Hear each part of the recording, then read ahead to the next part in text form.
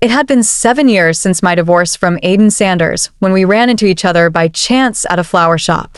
He was there to buy flowers for his pregnant wife, while I had only stepped in to take shelter from the rain. After a moment of awkwardness, we greeted each other.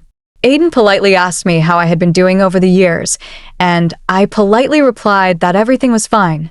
As we were about to part, he suddenly said, "Nina, you seem a little different from before." I smiled but didn't answer. Actually, nothing was different. I just no longer loved him.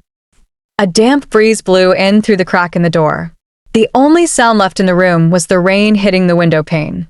This awkward silence finally broke when the shopkeeper emerged with a bouquet of irises. "Mr. Sanders, you and your wife have such a wonderful relationship. Even on rainy days, you remember to come buy flowers for her." Aiden took the flowers and instinctively glanced at me. As was his habit, he immediately explained, "Erin's been quite moody during her pregnancy. I thought these flowers might cheer her up." I nodded and responded with a few polite compliments. Seeing the rain gradually come to a stop, I picked up my bag and prepared to leave. As I reached the door, Aiden suddenly grabbed my hand. "Where do you live? Let me walk you home." "No need," I said, taking a few steps back to keep my distance from him. "I'm afraid your wife will misunderstand." I was turning to leave when I thought I heard Aiden say something else, but the howling wind carried his voice away before I could catch it. Unfortunately, the breakfast I was holding got soaked in the rain. What a waste. I quickly tossed the ruined breakfast into the trash can. At that time, the winds blew up my sleeves, revealing the scars from self-harm years ago. I paused, then suddenly remembered. This was the 7th year since my divorce from Aiden. It was also the 3rd year since I had truly let him go. There was none of the sadness I might have imagined, none of the hysteria from right after the divorce. I felt calm, as if looking at a stranger. The rain had stopped, leaving the sky bright and clear. I pulled my sleeve back down and walked towards the bakery nearby. Sabrina Sherman, who was helping out at the shop, greeted me with a bright smile. "Nina, you're here." I was tidying up some clutter and found this box. "Can you check if you still want it? If not, I'll throw it out to make space for the bread cutting machine." After brushing the dust off the box, the first thing that caught my eye was Aiden's bold, confident handwriting. "To Nina Jones." Sabrina immediately became interested. She playfully asked, "Wow, which man gave you this gift? The packaging is so exquisite. It looks like he put a lot of thought into it." She eagerly looked at the signature at the end, but the moment she recognized the elegant handwriting, she froze in place. Even her voice stammered. "Aiden Sanders? Do you mean the legendary prodigy with a PhD in physics? That super handsome astrophysics doctor who made it into international journals for discovering a minor planet?" Sabrina's gaze towards me instantly filled with admiration. "Nina, who exactly are you?" I opened the gift box and replied calmly, "I'm Aiden's ex-wife. The one who was paranoid, who acted crazily. The one who was admitted to a psychiatric hospital because of delusions. The ex-wife, whom he considered the disgrace of his life." Under Sabrina's persistent questioning, I sat down and began to tell her the story of Aiden and me. When I first met him, he wasn't yet the legendary genius boy. Everyone in the neighborhood saw Aiden as nothing more than a problematic introvert child with strange behavior. He had no friends and no family to rely on. His parents were too busy fighting over their divorce, treating him like a ping-pong ball neither wanted. I could still vividly remember that bone-chilling winter in the city, where Aiden huddled in the stairwell, shivering in nothing but a thin undershirt. I felt sorry for him and brought him home. Not long after, while playing a simple game, my father accidentally discovered his astonishing talent for math. From that moment on, Aiden was changed. He won the Math Olympiad at the age of 10 and was accepted into the best university without taking any exams at 14. By 16, his published research was gaining international acclaim and his awards began to pile up.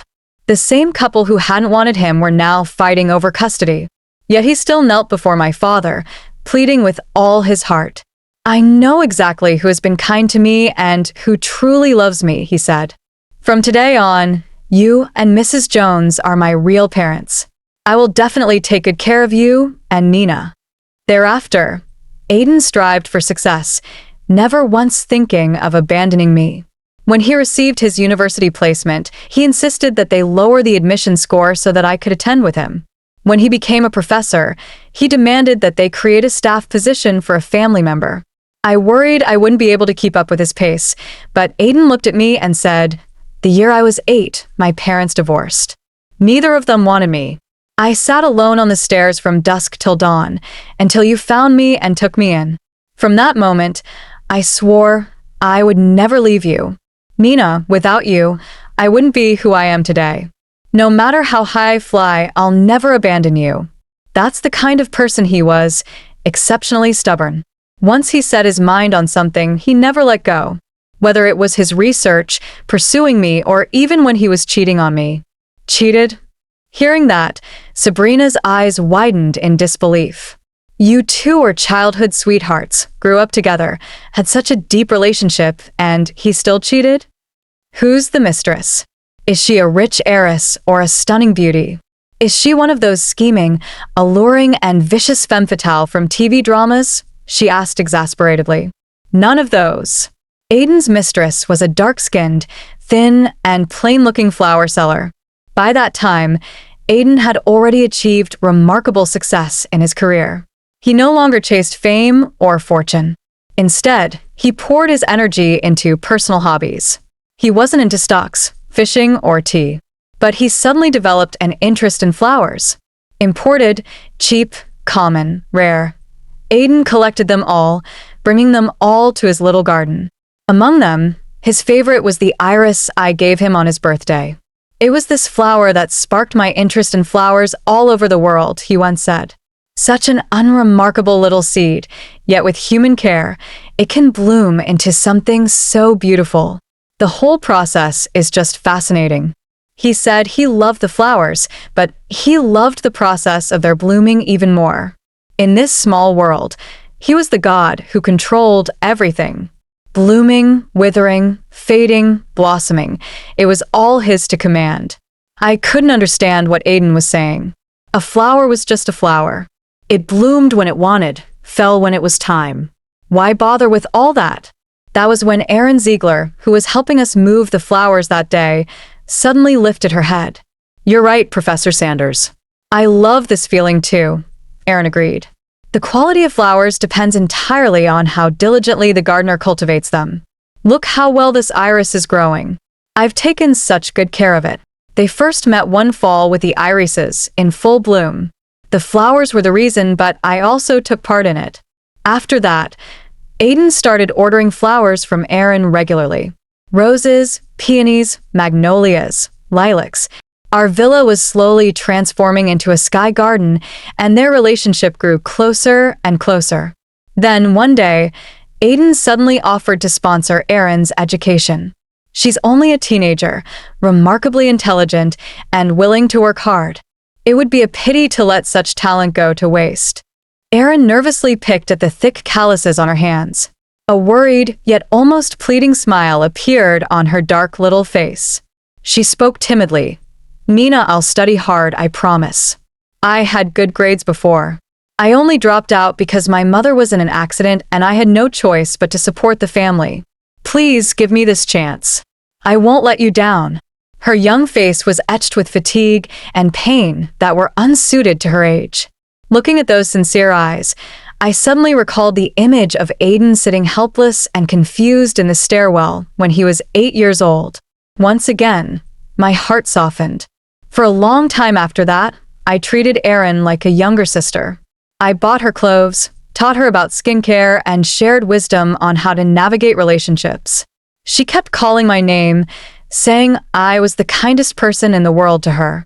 She even promised that she would repay my kindness if she ever had the chance. Well, that girl didn't disappoint my expectations. She made it into the university where Aiden and I worked. The same night she received her acceptance letter, she climbed into Aiden's bed. I had left work early that day, planning to cook a whole table of dishes to celebrate her achievement.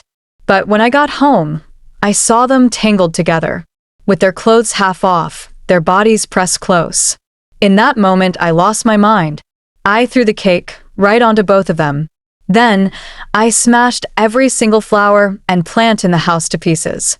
Aiden shielded Aaron behind him, watching my actions with a cold stare instead. "Nina, when you're done making a scene, close the door." "You have no shame, but Aaron still does," he sneered. Between her and me, he had chosen the other woman without hesitation. I couldn't bear any of it and forced Aiden to give me an explanation. Sadly, he just frowned and said, "Nina, you're still my wife. As long as you behave, Aaron will never threaten your position." At that same time, Aaron suddenly knelt before me. "Nina, I know I've wronged you, but Aiden and I truly love each other. We're soulmates who understand each other best in this world. Don't worry, I'll never forget your kindness. I don't want a title, nor will I compete with you. All I ask is to stay by Aiden's side." Back then, I was barely in my 20s. It was that age when youth and pride made me intolerant of any injustice. I sent a letter of report to the university, intent on exposing their disgusting, immoral affair. However, reality quickly taught me a lesson. The university would never dismiss Aiden, its most respected professor. Instead, they give me a disciplinary warning to calm him down. Aiden even made a public statement, asking his fellow professors to look after Aaron. That man proudly said, "This is my student. She is intelligent, eager to learn, and diligently hardworking. I sincerely hope that, for my sake, none of you will make things difficult for her. She's come a long way from being a flower seller to where she is today, enduring countless hardships. Perhaps Aaron isn't outstanding or exceptionally brilliant, but in my eyes, she is the best.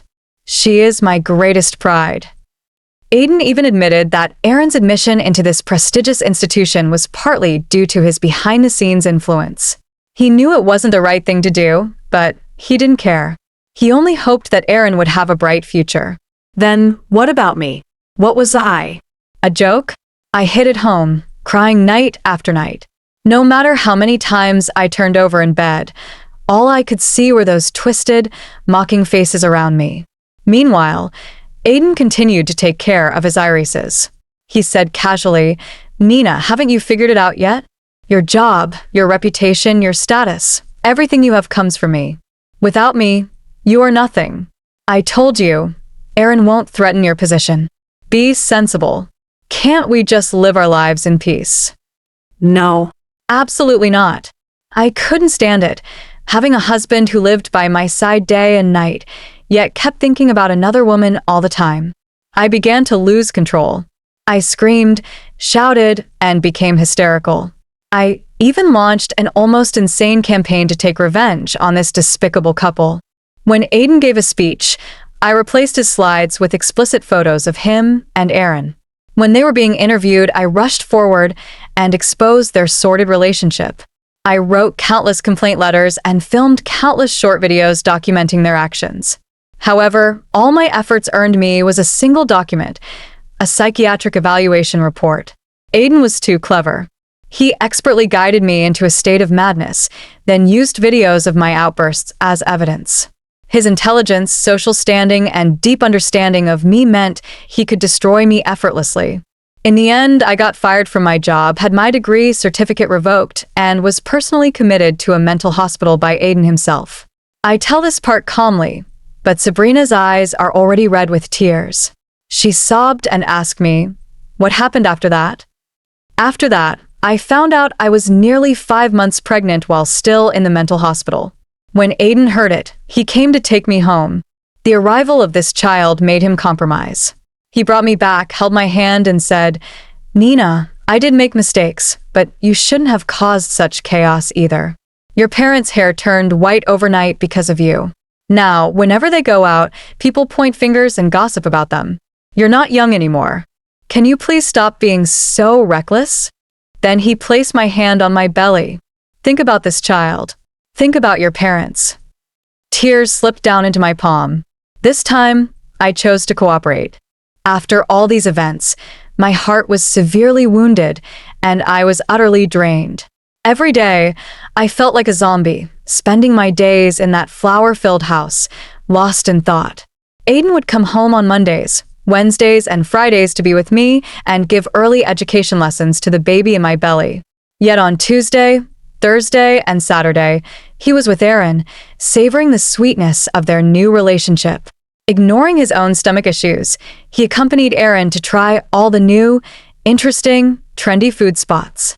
Milk tea, coffee, hot pot, ice cream, whatever she liked, Aiden never refused. This man, who once thought wasting 10 minutes was a disgrace, now willingly sat through one boring romantic movie after another with her. This man, who valued his career above all else, was now happily engaged in all kinds of childish things with his mistress. To protect Erin, Aiden allowed her to be a co-author on a paper that was outside her major. He even played pranks on his colleagues and skipped his own lectures, all to amuse her. In doing so, he not only trampled on my face and dignity, but also completely disregarded the ethics and fundamental rules of our entire profession. What finally made me explode was Aiden's meticulously planned marriage proposal for Erin. That year, Aiden had become instantly famous after discovering a minor planet. He didn't just appear in international journals, his handsome looks also made him a sensation nationwide. At the peak of his life, he chose to share that glory with Erin. He named the minor planet Arendon, which meant forever intertwined. Just like Aiden and Erin, who vowed never to part. That same night he received the award, in a romantic planetarium under Arendon, he held a small wedding ceremony for her. Watching Erin in her wedding dress, walking slowly toward Aiden and seeing the two of them exchange vows to stay together until their hair turned white, under that starry sky, I broke down all over again. Back then, Aiden and I had never had a wedding. When I begged him repeatedly, he only said, "Nina, you know me. I don't like those showy things. Rather than waste time and effort, I'd rather use my energy on real work. I have many experiments to finish." Because I loved him, I gave in. Because I loved him, I also lost everything I had. All the emotions I had bottled up for so long finally erupted. In front of all the guests, I rushed forward, tore the wedding dress off Erin, and slapped her hard across the face twice. Aiden splashed a glass of water across my face. His voice was cold as ice when he said, "Nina, you've crossed the line." Soon after, he filed for divorce and said he would take Erin away. Of course, I refused. I couldn't and wouldn't let go. I cried as I spoke to Aiden. "If you dare leave today, I'll jump off this cliff with the child." Aiden didn't leave. Instead, he pushed me down. Maybe he only meant to frighten me, but in the end, I truly lost the baby I had been longing for. I was admitted to the mental hospital again, this time for severe depression. When I talk about it now, I smile a little and say in a calm, almost indifferent tone, in my second year at the asylum, Aiden filed for divorce. I fought it until the very end, but I got nothing except this box of junk. The year after the divorce, I couldn't accept any of it. I self-harmed and went insane countless times. My condition was so bad that I couldn't find suitable work. My parents were so worried about me that their hair turned white, and their health was getting worse day by day. Afraid of making them worry more, I started helping at the family bakery, and surprisingly, my emotions gradually stabilized. Soon I concluded. Now I've inherited the shop, and I'm actually doing quite well. My tone was calm, but Sabrina sobbed uncontrollably. "Nina, why are you suffering so much? Aiden is a real jerk. If I see him, I'll definitely beat him up to a pulp to get revenge for you." As soon as she finished speaking, the door was pushed aside. There Aiden stood right in front of us. The cloudy glasses made his face hard to see, yet suddenly I remembered the words he had said when we parted. I think he said, "Nina, I